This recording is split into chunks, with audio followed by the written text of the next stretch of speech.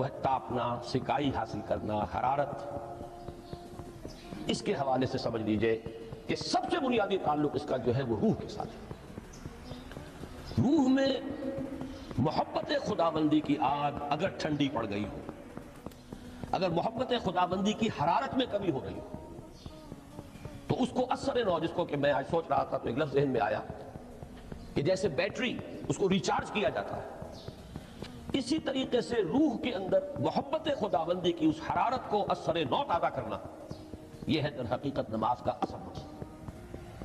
اس لیے کہ اس لفظ کا بنیادی مفہوم، اصل لغوی مفہوم تو یہ، اگرچہ اس کا سب سے زیادہ کثرت سے جو استعمال ہوتا ہے، اور لفظ صلاۃ جس سے در حقیقت جس تصور پر مبنی ہے وہ ہے اقدام، کسی کی طرف متوجہ ہونا اور پھر دعا۔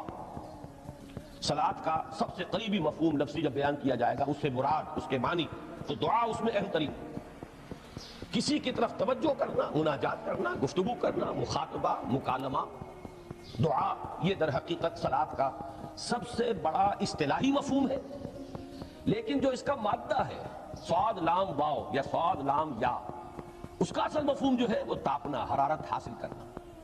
تو ان دونوں کے حوالے سے عرض کر رہا ہوں، وہ تاپنا اور حرارت حاصل کرنا وہ ہے روح کے اعتبار سے۔ وہ جو کہا اقبال نے کہ مجھے عشق کی آگ اندھیر ہے، مسلمان نہیں راہ کا ڈھیر۔ یہ عشق کی آگ جب بجھ جاتی ہے، در حقیقت یہی تو انسان کی روحانی موت ہے۔ جب یہ نہ رہے تو چاہے منطق میں بہت انسان ماہر ہو، مجھے اقبال کا ایک شعر یاد آیا تقابل کرتے ہوئے، ایک انسان محکوم اور ایک انسان حر، آزاد انسان، ان کی نفسیات میں جو بنیادی فرق علامہ اقبال نے مختلف مواقع پر بیان کیے ہیں۔ محکوم ہے بیگانہ اخلاص و مروت، ہر چند کے منطق کی دلیلوں میں ہے چالاک۔ تو منطق کی دلیلوں میں انسان چالاک ہو جائے اور وہ لغت ہائے حجازی کا وہ ایک خزانہ بن جائے، اسے تمام الفاظ کے معنی یاد ہوں، وہ بڑے مسائل فقہ کے اسے ازبر ہو، جزیات، بے انتہا جزیات جو ہیں وہ مستحضر ہو، فلسفے کے بڑے بڑے مسئلے اس نے حل کر لیے ہوں، لیکن اگر روح میں وہ اللہ کی محبت کی آگ نہیں ہے، وہ تپش نہیں ہے، مجھے عشق کی آگ اندھیر ہے، مسلمان نہیں راہ کا ڈھیر۔ اسی کے حوالے سے آج مجھے یاد آیا تھا کہ وہ جو بڑی سادہ سی ایک نظم ہے، اللہ تعالیٰ سے دعا، یا رب دل مسلم کو وہ زندہ تمنا دے، اس میں بھی جو الفاظ آئے ہیں، جو روح کو گرما دے اور قلب کو تڑپا دے، یہ ہے اصل جو مقصود ہے نماز کا۔ اور یہی وہ چیزیں جیسا کہ میں نے عرض کیا تھا کہ نگاہوں سے اوجھل، یہ پہلو سامنے ہے ہی نہیں، دوسرا پہلو سامنے ہے اور وہ بھی میرے نزدیک بہت اہم ہے، بہت بنیادی ہے، اس میں کوئی شک نہیں، لیکن یہ ہے بلند ترین منزل کہ تقرب الی اللہ، اس کے لیے در حقیقت یہ کس لیے درکار ہے؟ روح کے اندر عشق کی حرارت اور گرمی تازہ ہوتا ہے۔ بسا اوقات یہ اندر دب جاتی ہے، جیسے انگارہ ہوتا ہے آگ کا، اس کے اوپر خاک اور راکھ آ جاتی ہے، اندر کچھ ہوتی ہے، آگ دبی ہوئی سمجھ، آگ بجھی ہوئی نہ جان، اس دبی ہوئی آگ کو پھر ایک شعلہ بنانا، پھر اس کے اندر ایک حیات تازہ پیدا کرنا، یہ ہے نماز کا اہم ترین اور بلند ترین مقصد۔ لیکن اس کے ساتھ ہی اس نماز میں ذکر ہونا، اس کا یہ ذکر ہے، اور ذکر کی جب میں فہرست بیان کیا کرتا ہوں، بہت سے حضرات کے سامنے ہوگا کہ ذکر کا در حقیقت مفہوم ہے استحضار اللہ فی القلب۔ ہمارے ہاں غلطی سے جو ذرائع ذکر ہے انہیں ذکر قرار دے دیا گیا ہے۔ نماز ذکر نہیں ہے، نماز ذکر کا ذریعہ ہے۔ اقیم الصلاۃ لذکری، نماز قائم کرو میرے ذکر کے لیے۔ یہ اللہ اللہ کہنا یا ادعیہ معصورہ جو حضور صلی اللہ علیہ وسلم کی مسنون دعائیں ہیں، انہیں اپنے تمام معمولات دنیاوی کے ساتھ ساتھ ان دعاؤں کو بھی انسان پڑھتا رہے، اللہ سے دعا کرتا رہے، یہ تمام ذرائع ذکر ہے۔ سبحان اللہ الحمدللہ الحمدللہ، اس کا آپ ورد کیجئے، یہ بھی ذریعہ ذکر ہے۔ حقیقت میں ذکر ہے استحضار اللہ فی القلب، اللہ کو دل میں لے آنا،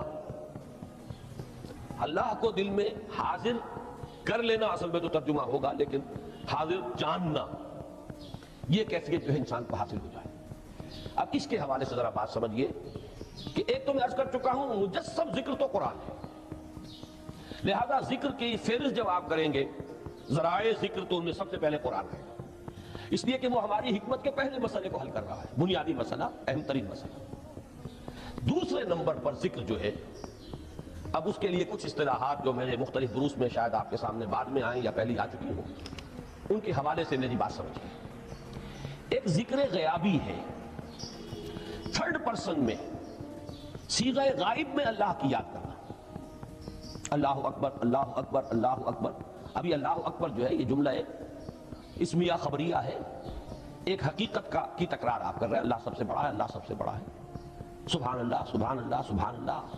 یہ در حقیقت ذکر غیابی ہے کہ آپ اس میں مخاطب نہیں ہیں اللہ سے، ایک ذکر خطابی کہیں یا ذکر حضوری کہیں، جس میں مکالمہ ہوتا ہے، جس میں گفتگو ہوتی ہے۔ تو نماز در حقیقت ذکر حضوری اور ذکر خطابی کی بلند ترین شکل ہے۔ اس لیے میں نے عرض کیا تھا کہ نماز کے لفظ یا صلاۃ کے لفظ، یہ اصطلاحی معنی جو اکثر و بیشتر کیے جاتے ہیں وہ ہے دعا، اور دعا میں ہوتا کیا ہے؟ مکالمہ ہے، مخاطب، اے اللہ، اے میرے رب، اے پروردگار۔ پھر یہ کہ اس میں اقدام اور کسی کی طرف متوجہ ہونا، یہی وجہ ہے کہ افتتاح صلاۃ، نماز کو شروع کرنے کے لیے ایک تو وہ الفاظ جو قرآن مجید میں آئے ہیں، انی وجہت وجہی للذی فطر السماوات والارض حنیفا وما انا من المشرکین۔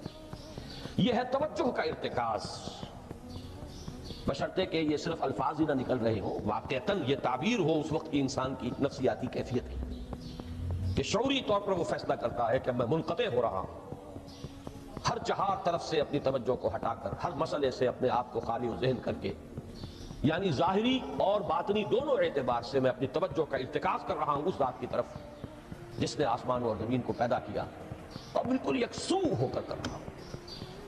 انی وجہت وجہی للذی فطر السماوات والارض حنیفا وما انا من المشرکین۔ اور دوسری وہ جو دعا جس سے ہم افتتاح کرتے ہیں اپنی نماز کا، دیکھیں اس میں خطاب کا کس قدر اہتمام، وہاں سبحان اللہ نہیں ہے، سبحانک اللہم، پاک ہے تو اے رب ہمارے، وبحمدک وتبارک اسمک وتعالی جدک۔ اب آپ اور کر رہے ہیں، یہ ہے خاطب، براہ راست مخاطب ہونا۔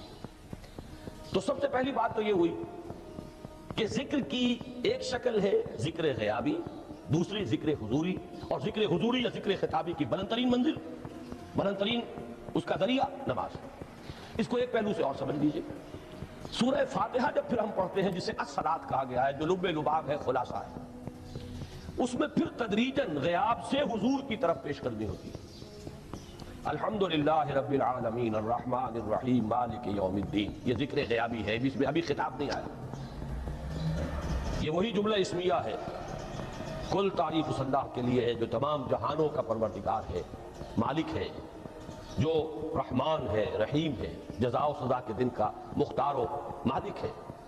اب یہ غیاب سے حضور کی طرف، ایاک نعبد و ایاک نستعین اہدنا الصراط المستقیم، یہ ہے وہ۔ اب پہلے ایک معاہدہ ہے، ایک اقرار ہے، اعتراف ہے، وعدہ ہے، اور پھر دعا ہے، استدعا ہے کہ حضور نے فرمایا، یقول اللہ تعالی، اللہ یہ فرماتا ہے، اسی لیے اس کو حدیث قدسی کریں گے، قسمت الصلاۃ بینی و بین عبدی نصفین، میں نے نماز کو اپنے اور اپنے بندے کے مابین آدھا آدھا تقسیم کر دیا ہے۔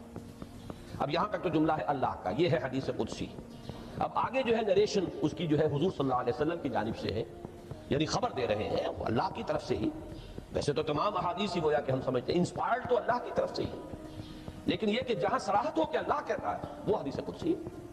تو یقول اللہ تعالی قسمت الصلاۃ بینی و بین عبدی نصفین، یہاں تک تو حدیث قدسی ہے۔ اب دوسری عام حدیث ہے، اذا قال العبد الحمد للہ رب العالمین یقول اللہ تعالی حمدنی عبدی، جب بندہ کہتا ہے الحمدللہ رب العالمین، پروردگار کہتا ہے میرے بندے نے میری حمد کی۔ جب بندہ کہتا ہے الرحمن الرحیم، پروردگار فرماتا ہے ثنا علی عبدی، میرے بندے نے میری ثنا کی، بڑی تعریف کی۔ جب بندہ کہتا ہے مالک یوم الدین، اللہ فرماتا ہے مجدنی عبدی، میرے بندے نے میری بڑی بزرگی بیان کی ہے، تمجید کی ہے۔ پھر جب بندہ کہتا ہے ایاک نعبد و ایاک نستعین، اللہ فرماتا ہے ھذا ما بینی و بین عبدی ولعبدی ما سأل، یہ ہے میرے اور میرے بندے کے درمیان. یہ تو معاہدہ ہے نا، معاہدے میں تو دو فریق جھگڑے جاتے ہیں، بند جاتے ہیں. یہ میرے اور میرے بندے کے درمیان ہے، اور میرے بندے نے جو طلب کیا میں نے دیا، اس لیے کہ اس میں طلب بھی تو ہے. ایاک نستعین، تیری مدد چاہتے ہیں، یہ طلب ہے. اسی کی شرح ہے جو اب آخری 3 آیتیں ہیں. پروردگار ہم تیری مدد چاہتے ہیں، پروردگار ہم تیری ہی بندگی کرتے ہیں اور کریں گے، اور تیری ہی مدد چاہتے ہیں، چاہیں گے. اگر حال میں اس کا ترجمہ کریں گے زمانہ حال کے اعتبار سے، اس لیے کہ فعل مضارع میں تو دونوں موجود ہیں، شامل ہیں، تو یہ ایک اعتراف ہے، اظہار حال ہے. اللہ کرے کہ وہ واقعتاً صحیح اظہار حال ہو، ہم واقعی اللہ کی بندگی کرتے ہوئے یہ کہیں کہ ایاک نعبد. ورنہ اگر ہماری اصل صورتحال سے وہ مطابقت نہ رکھتا ہو تو پھر تو ایک طرح کا جھوٹ ہو جائے گا، غلط بیانی ہو جائے گی. ایاک نعبد، تیری ہی بندگی کرتے ہیں اور مستقبل میں کیجئے، کریں گے، یہ ہے عہد. تیری ہی مدد چاہتے ہیں، تجھی سے مدد طلب کرتے ہیں، تجھی سے مدد چاہتے رہیں گے. اس کے لیے فرمایا وَلِعَبْدِ مَا سَأَلَ. اور پھر اس کے بعد وہ استدعا ہے اهدنا الصراط المستقیم صراط الذین انعمت علیہم غیر المغضوب علیہم ولا الضالین. اس حدیث میں اس کو ایک ہی جملے کو لیا گیا ہے، ایک ہی جملے کی حیثیت سے. جب بندہ یہ کہتا ہے تو اللہ فرماتا ہے ھذا لعبدی ولعبدی ما سأل، یہ خالص میرے بندے کے لیے ہے. اس بندے نے ایک درخواست پیش کی ہے اور میں نے گرانٹ کی، وہ اپلیکیشن، وہ ریکویسٹ گرانٹڈ ہم نے دے دی. ولعبدی ما سأل، یہ ہے اس کی تاثیر کا عالم. بشرطے کے معاملہ وہ شعور کے ساتھ، بشرطے کے مطابقت ہو ظاہر اور باطن کی، بشرطے کے مطابقت ہو قول اور فعل کی.